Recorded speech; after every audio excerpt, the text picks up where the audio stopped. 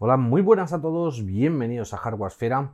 Hoy os traigo uno de los mejores o quizá el mejor monitor gaming del momento. Me gustaría empezar el vídeo dando las gracias a la gente de CoolMod y de Asus por haberme enviado este monitor. Por cierto, esto no es el típico monitor Asus ROG Gaming, sino que es un monitor Asus ROG Premium, que básicamente tiene algunas diferencias y que vamos a comentar en este vídeo. Empecemos por el modelo ROG Swift PG35VQ. Simplemente he encontrado dos análisis de este monitor en internet. El primero lo hizo Linus Tech Tips, el segundo Pulse Hardware.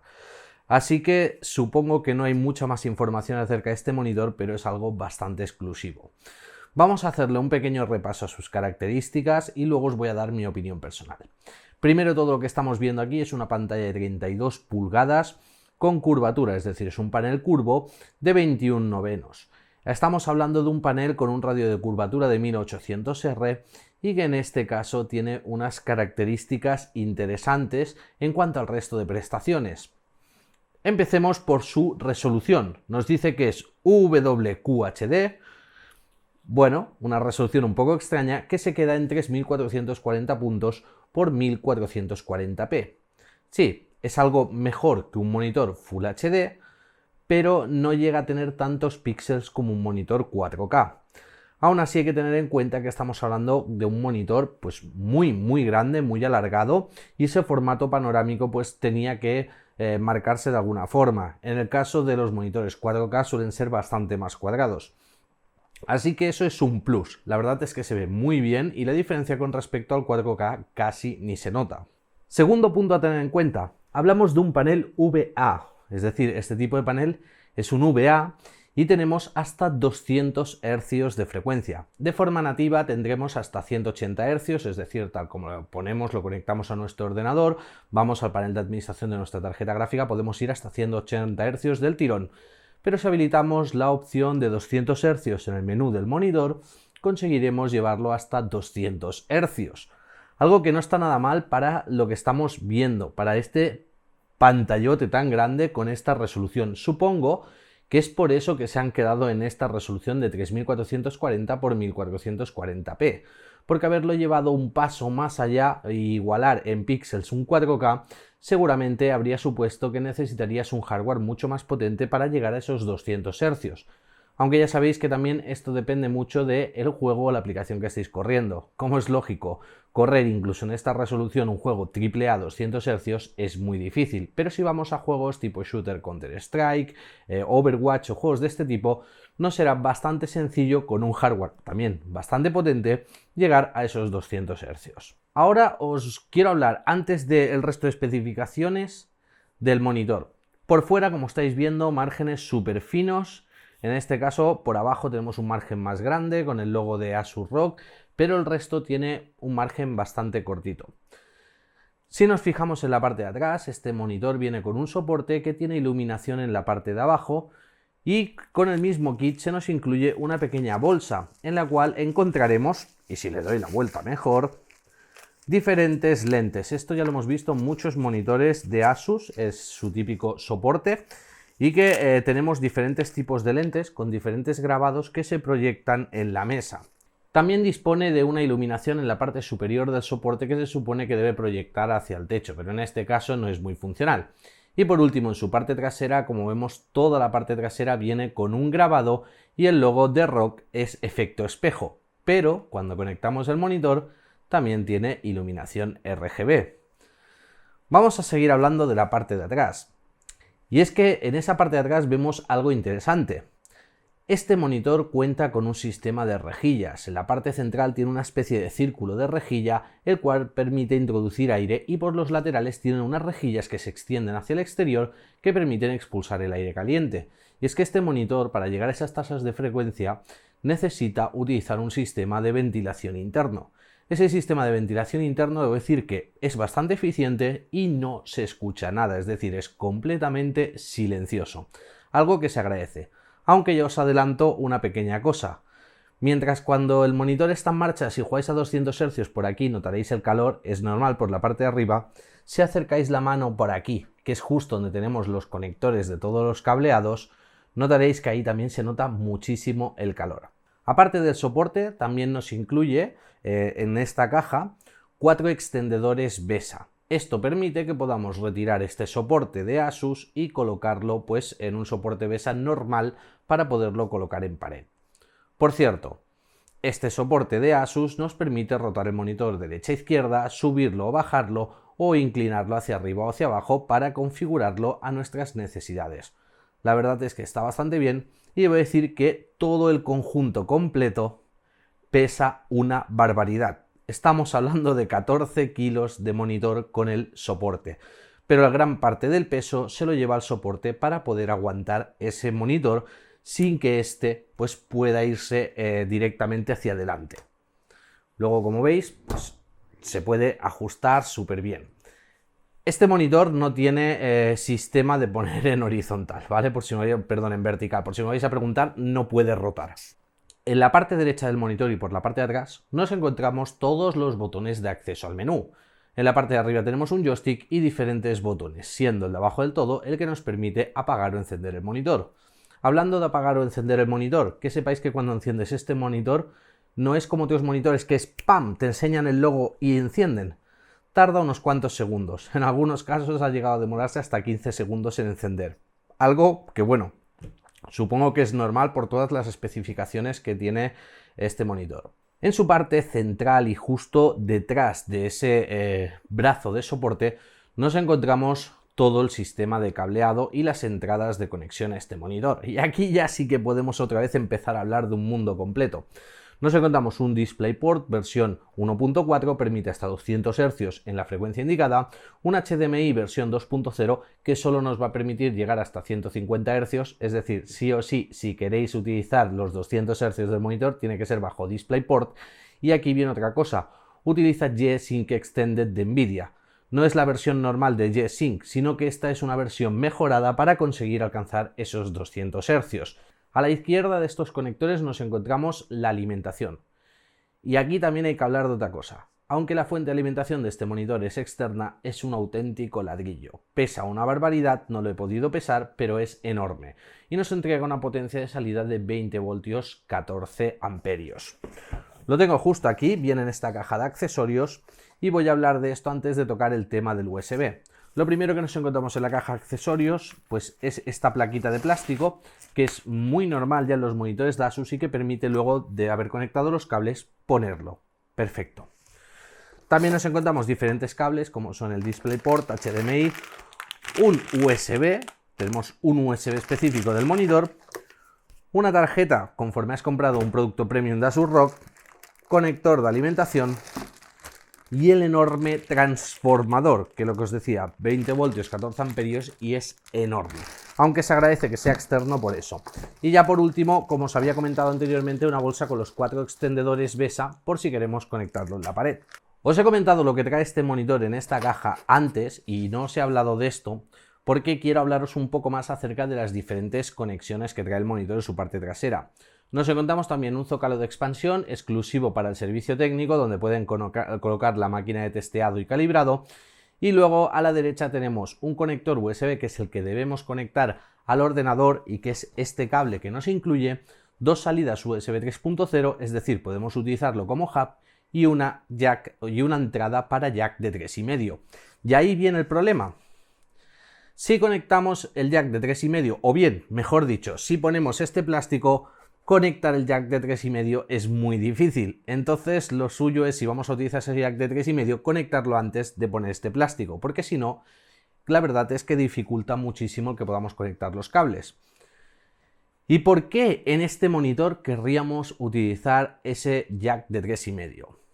Simple y llanamente porque este monitor incluye una tarjeta de sonido dedicada con amplificadores y que no es capaz de entregarnos hasta 24 bits de calidad de sonido.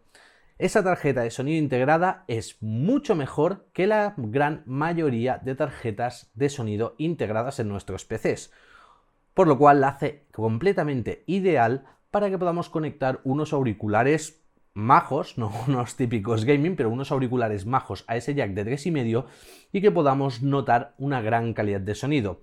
Por cierto, en el mismo menú del monitor tenemos una opción donde podemos decidir si el sonido lo queremos coger del DisplayPort, del HDMI o por supuesto de la tarjeta de sonido integrada. Así que ya sabéis, quizá es recomendable si os compráis este monitor que aprovechéis esa función, porque esa tarjeta de sonido con ese amplificador suena realmente bien. Y ojo, esto es algo que he probado con los Audio-Technica MX. Normalmente, ya os lo he explicado muchas veces, yo los conecto al ordenador porque cogí una placa base específica que tiene una tarjeta de sonido bastante mejor que la normal que suele incluir casi todas las placas base.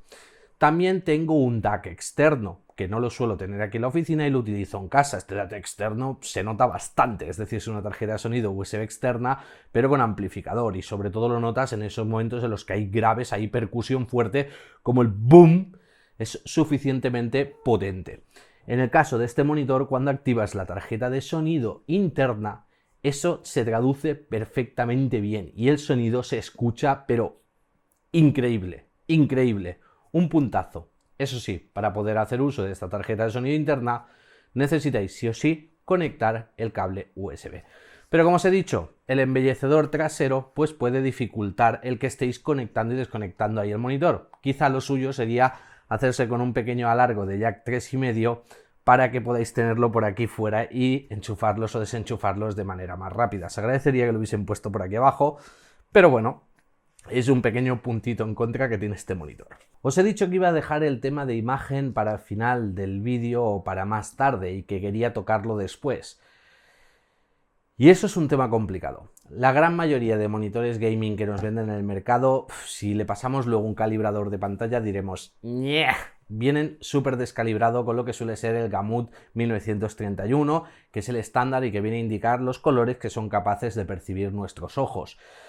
Los monitores gaming por regla general, no tienen una gran capacidad de reproducción de colores ni un gamut elevado. Es algo normal, es algo más exclusivo para monitores de productividad, es decir, para gente que se dedica a la edición de fotografía o de vídeo. Y por eso he dejado este punto para tan tarde. Y es que este monitor, como nos indica aquí, cuenta con tecnología Quantum Dot Technology, que básicamente lo que hace es recubrir los píxeles con un metal que permite que los colores sean muchísimo más vivos y al mismo tiempo reproducir una gran gama de colores más acentuados que en los monitores normales. También cuenta con Local Dimming. Esta tecnología es muy interesante porque lo que hace es que cuando tiene que reproducir un negro en una zona del monitor, apaga los píxeles que hay detrás, es decir, tiene diferentes zonas, me parece que en este caso eran 56 en este monitor, las cuales puede apagar los píxeles para que no haya fuga de color y ver esos negros más nítidos. Todo esto en un panel VA con esa resolución, algo increíble. Luego aquí abajo nos dice que eso obtiene el 90% del DCI-P3. DCI-P3 básicamente es el estándar de cine del Gamut y lo que nos viene a decir es que un 90% de ese estándar DCI-P3 es capaz de ser reproducido por los colores, es decir, vamos a tener una reproducción de colores tan grande que va a haber muchísima diferencia con respecto a los monitores convencionales. Y por último nos habla de Aura Sync. Sí, esta parte me la he dejado antes y quizá debería de volverla a tocar ahora. Os he dicho que en la parte de atrás de este monitor, como habéis visto en las tomas, tiene iluminación RGB en el logo, tiene iluminación en el soporte, en la parte superior y en la parte de abajo, pero es que si tenemos conectado el USB del monitor a nuestro ordenador, podemos también controlar esa iluminación RGB desde nuestro ordenador para que se sincronice con el ordenador. Y por último nos habla de Hi-Res, que básicamente es la tarjeta de sonido interna. Esto no es lo interesante es esta hoja. Esto es algo que no se ve en los monitores normales. Muchos diréis, ¿qué cojones es esa hoja? Perdón, que la tenía del revés, que tiene a Saltador en las manos. ¿Qué leches es esa hoja? Todos aquellos que hemos visto o hemos vendido o hemos estado con gente que tiene monitores de productividad, monitores para edición de vídeo y de fotografía, sabemos lo que es esta hoja. Y esto básicamente es la hoja en la cual nos dice cuál ha sido su calibración de color de fábrica y cuál ha sido el resultado. En este caso, esta hoja es el reporte de la calibración de este monitor que viene con su número de serie. Han utilizado un aparato que el equipo de test ha sido Konica Minolta CA310. La medida ha sido en el modo SDR o el Racing Mode, es decir, en los dos sería funcional, estos son los diferentes perfiles de color que tiene el monitor. Nos dice que el color de grises, es decir, el gamma, el color de grises estaría entre L0 y L255, la gamma en 2.2, que eso sería lo ideal, es decir, son los valores o las condiciones ideales, y luego abajo nos dice resultados. Nos dice que el gamma ha sido de 2.1, muy cercano al 2.2, que el espacio de color Super RGB ha sido 94,6% y que el Color Accuracy Average Delta E ha sido de 1.27, lo cual quiere decir que viene muy bien calibrado. Y por cierto, aquí tenemos esta pequeña imagen, que es lo que veis, lo que decía el Color Gamut, CIE 1931, vale, le dicen 1931, pero básicamente porque este certificado de Gamut se creó en 1931 y aquí nos indica todo el aspecto de colores que puede ver el ojo humano, más en gris, y en el centro tenemos un triángulo donde nos indica los que son capaces de ser reproducidos por este monitor. Por este exactamente, es decir, esto no vale para otro monitor igual. Esta es la calibración de este monitor. Y la verdad es que en ese caso, pues tenemos unos resultados bastante buenos para ser un panel VA. Lo dicho, esto normalmente viene con monitores de productividad o monitores profesionales, pero nunca suele venir con monitores gaming. Y bueno, chicos, todo esto es la información acerca de este monitor. Ahora os voy a decir yo lo que me parece, os voy a dar mi opinión personal. Así que voy a dejar este papel por aquí. Como ya os he comentado, este monitor tiene un montón de maravillas en su interior y la verdad es que vuestros monitores y mi monitor dan asco al lado de este. Pero sí que es cierto que tiene algunos puntos negativos. El del jack de 3,5 metido ahí detrás, que sí o sí, si ponemos la tapa al embellecedor, pues nos obstaculiza bastante. Para mí esto es un punto negativo. Otros que por aquí abajo, la verdad es que cuando el monitor está en marcha, está muy caliente. Sale bastante aire caliente por ahí y puede llegar a ser molesto, aunque la gran mayoría del aire caliente lo expulsa por arriba. Si por algún motivo tenemos que conectar o desconectar un cable cuando el monitor ha estado encendido, lo he llegado a medir a temperaturas de 57-58 grados. Ojito que eso también es un problema. Luego, con respecto al uso del monitor, la verdad es que un monitor tan grande, 35 pulgadas ultra panorámico, me hace pensarme que esto yo ya lo sabéis, que lo he dicho muchas veces, y esto ya es una opinión personal, no me gustan para nada los monitores curvos. Por lo general suelen ser pequeñitos, suelen ser molestos, prefiero mi setup actual, que es la de 3 monitores Full HD, pero este monitor sí que me haría replantearme el cambio a una setup de un solo monitor como este. La verdad es que es increíble. Para juegos de coches, por ejemplo, podemos perfectamente utilizar esta resolución. El problema viene cuando queremos utilizar juegos normales u otras aplicaciones que no todas aceptan este formato ultra wide de imagen. Y la verdad es que ahí pues es otro de los puntos que diría, bueno, pues sí y no. Por ejemplo, para trabajar en Premiere y todo este tipo de cosas no hay problema porque podemos extender el programa. Para ver vídeos de YouTube veremos unas franjas enormes laterales. Para algunos videojuegos como Overwatch, Counter-Strike también, la resolución no será la óptima y tendremos franjas laterales, con lo cual perdemos gran parte del monitor. Aunque esto luego podemos mirar de configurarlo, no todos los juegos nos permiten configurar esos 3440p x 1440. Pero bueno, esto ya, los que tengáis monitores ultra wide ya sabéis de lo que estoy hablando. Luego, con respecto al color. La verdad es que me gusta bastante, pero el color para ser un VA se ve bastante bien. Debo decir que cuando activas ciertas opciones del monitor, por ejemplo, algo que no os he hablado es que tiene soporte HDR1000 y que tenemos un soporte de hasta 12 bits de color, o sea, es magnífico. Sí que es cierto que vemos muchísimas tonalidades de colores diferentes, pero aún así sigo viendo los colores como muy blanquinosos. No sé, mi monitor normal 4K IPS creo que tiene colores un poco más vivos, es decir, es como, no sé si me entenderéis, pero es como un poco más blanquecino este monitor. Aún así sigue teniendo una calidad de imagen espectacular. Y ya por último hablaros un poco en cuanto a la funcionalidad del joystick trasero y los menús. La verdad es que son menús, los de Asus se agradecen muchísimo, son súper intuitivos y tenemos suficientes opciones. Una de las más interesantes y que me fijé en el vídeo de Paul's Hardware es la función de Overdrive. Overdrive básicamente es una función que nos permite variar el voltaje sobre los píxeles para variar el ghosting. Por su defecto viene una versión normal, viene un estado normal, pero cuando lo ponemos en un modo extremo en el UFO test, pues sí que nos encontramos algo más de ghosting. Entonces, pues no sé, no es del todo recomendable. Luego tenemos diferentes perfiles de configuración del monitor y diferentes opciones para configurar prácticamente casi todo. La verdad es que el menú en sí completamente va súper fino, súper sencillo de utilizar y se agradece.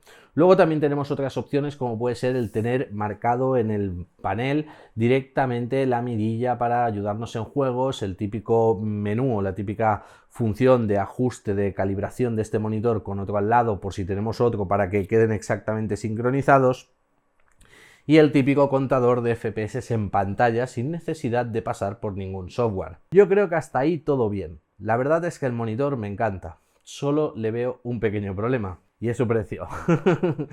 Como habréis entendido, esto no es un monitor gaming normal.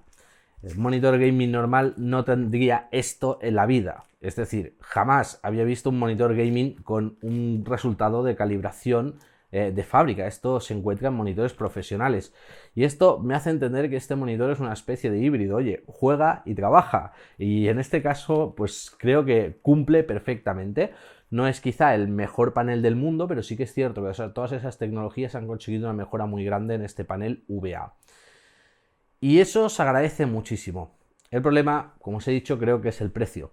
Y es que este monitor vale más de lo que vale la gran mayoría de vuestros ordenadores completos, incluso que el mío. Este monitor cuesta 2.750 euros y la verdad es que es el único punto duro y negativo que le veo. Quizá con el paso del tiempo podamos ver este tipo de tecnologías y este tipo de monitores a precios más razonables y alcanzables para todo el mundo. A día de hoy, pues es un monitor que muy poca gente podrá tener, que por cierto, los que se hagan con este monitor se están haciendo con, ya digo que si no es el mejor monitor gaming actual, debe ser de los mejores porque todas las funciones y características que tienen valen su precio actualmente. Y ya está, chicos, no hay nada más que decir. Muchísimas gracias otra vez a la gente de Coolmod y Asus por haberme hecho llegar este monitor para poderlo probar y hacer la review, porque chapó, o sea, chapó.